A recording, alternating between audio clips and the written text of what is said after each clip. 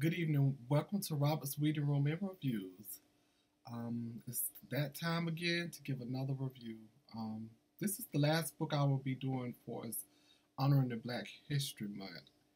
And this book right here was, wow, it was very powerful. I mean, I really enjoy reading this book. But before I introduce this book, I want to tell you a little short story. It actually happened when I was working at the place I used to work at, in medical field, of course. I was in the outpatient center, and I was going back to my floor to work. And I so happened past the waiting room. And when I passed the waiting room, I looked in and I said, "Oh, wow, that's a very pretty woman." And it didn't even dawn on me who it was, until I actually got on the elevator and I was going back to the first floor to go back to work. And I am talking about no other than, and I'm going to show you the book. I just got to read it. Miss Coretta Scott King. Very pretty woman. Was. Um, my life, my love, my legacy. This book here, I learned so much about her family, Dr. King himself, that I didn't know. I would honestly say. It's this book started out about her, and it's a biography about her life with Martin, and her family, her kids, in-laws, and parents, close friends. It starts out with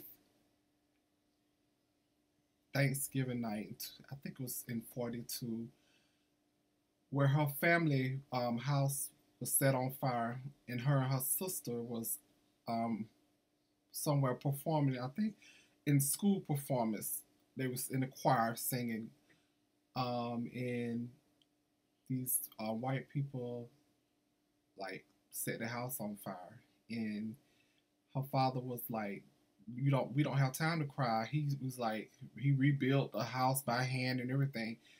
Also, they destroyed the business. He had a grocery store and everything, but he rebuilt that. He didn't have time for hate in his heart or anything. She goes off to college. She majored in music. She loved opera. I would say I learned that about her.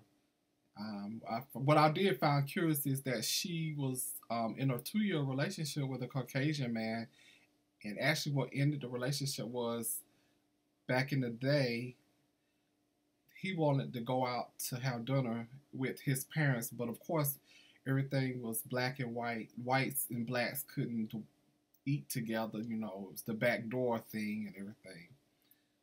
And eventually, they found out that it wasn't gonna work, so they broke it off. She was heartbroken because she really loved him. And according to this book, she really was in love with him. And eventually, she put all her heart into her music and everything. Into a mutual friend wanted her to meet Martin Luther King. I found that puzzling because when he came to pick her up, she was like, "He's short. He's not even my type," and she was just like, "No." And they went out, talked, got to know each other, and wound up clicking, and everything from there led from there.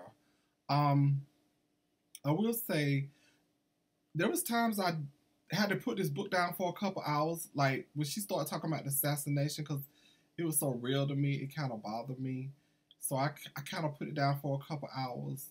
That was a moment that really got me stirred up, and also when her mother-in-law was at Ebenezer Baptist Church playing the organ, and she was just shot. She got shot dead, like assassinated, really, in the church, and that kind of bothered me too. She talked about in the book how, and I did not know this. Jimmy Carter helped her with fundraising for the when she was trying to get the King Center together for the memorial of her late husband, Dr. Martin Luther King. How he contributed to fundraising to help her get the King up and going. What I found shocking was like David Abernathy, how he was like very, I must say, jealous of Martin, kind of in certain parts in this book. Like when Martin was awarded the Nobel Peace Prize, he felt like that he should have got recognized it should have been like not only Martin but him also, and they were supposed to split the money. I don't see it that way. And after Martin's death, him and Hosea Williams, some of the things they did to try to block her, Coretta from getting the King Center started up, it kind of stirred me the wrong way too. Jesse Jackson. I did not know he loved the spotlight. He would do anything to get the spotlight. But I'm not gonna go into him.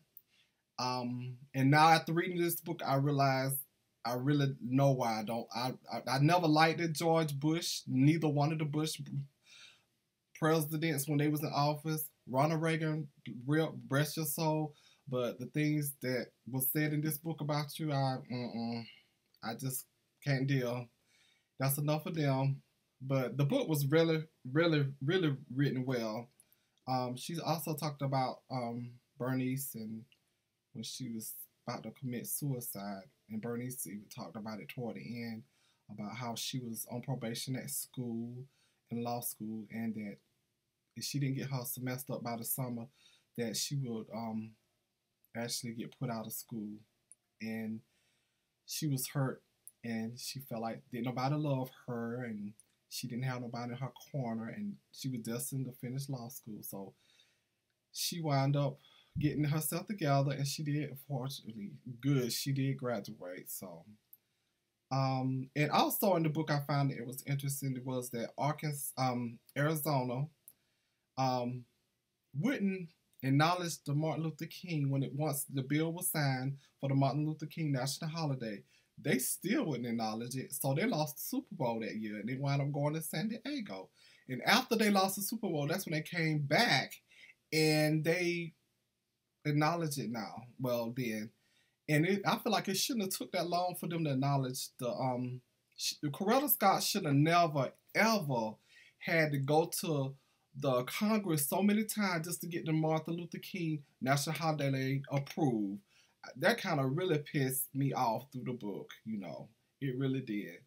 I want to thank Martin Luther King and all the pioneers who did do the civil rights movement to get us to where we are today. I still feel like it's a lot we still haven't covered. Probably not even my lifetime. But I am thankful for those who marched for us that I can sit here and, do this review, either go outside or do just normal things that, back in the day you probably wouldn't have been able to do. I just want to say I really enjoyed this book, and that please, if you don't have this book, it's worth putting in your collection. It's worth reading. It's an awesome read. It's stamp approval, Robert's Reading Room and Reviews.